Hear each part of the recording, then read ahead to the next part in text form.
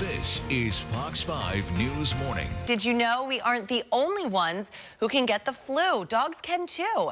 And concerns over dog flu are on the rise, and more cases are popping up across the country. So what are the warning signs that dog owners need to look out for, and how can you best treat your dog if you do get sick? Joining us now is Dr. Eric Cryan. He owns NoVa Mobile Vet. He's here with his pal Bliss. Good morning to you both. Good morning. Thanks for having me. Happy New Year. Happy New Year to you too. Thanks for coming in, and thank you for bringing Bliss. She's so well behaved. Yes, yes. We need an actual example here before we talk about dog flu. And actually, I've never even heard of dog flu. Can you explain what it is? Yeah, it's a relatively new disease that's been recognized. About a dozen years, there was a strain called H3N8, which basically was derived from horses. So it was around tracks in Florida, and eventually, unfortunately, it spread through all about 40 states or so. Recently, what's making the news is a new strain. Just like people can get different strains of flu, there are different strains now for dogs that are recognized.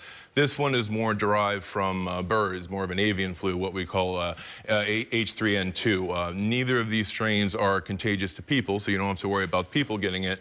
But it is, contagious through dogs, and we're worried about this new strain, unfortunately, spreading throughout the country, as they've seen in about a dozen states already. How would you know if your dog has the flu? Excellent questions. The clinical signs can vary. Just like people who get the flu, it can range from, no real clinical signs to mild cough or lethargy and appetence to, unfortunately, very severe signs, and a few very low mortality rate, but in a few percentage, unfortunately, it can be fatal. It can be fatal. So we do want to, get the word out there and, have people recognize that, it is out there and unfortunately is an emerging threat. There are preventions that you can make. They did come out with a new vaccine, and so... Oh, they have? Yeah, they have. So it was first recognized in the country about March of last year around Chicago, this new H3N2 strain.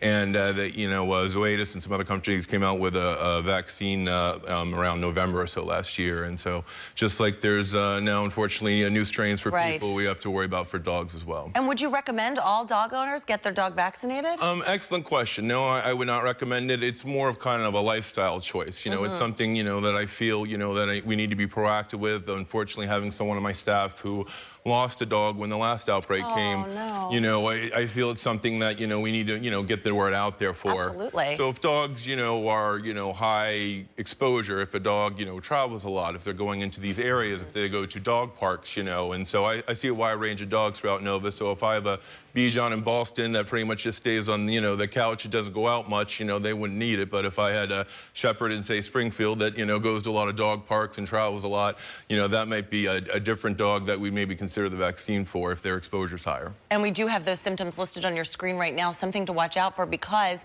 many people may not have heard about it. Should we be worried about taking our dogs to dog parks? Like all things, like taking your kids to daycare, it's going to increase the risk to exposure. Of course, So you got to, balance the risk with the rewards. And so there's never been, it rapidly expanding or a high risk, but, it's something that's emerging threat. And like the dog flu that came in, a dozen years ago in 2004, it eventually ended up spreading and becoming around here. And so we'd rather be on the front side of the curve and be proactive and let people know that there is prevention out there.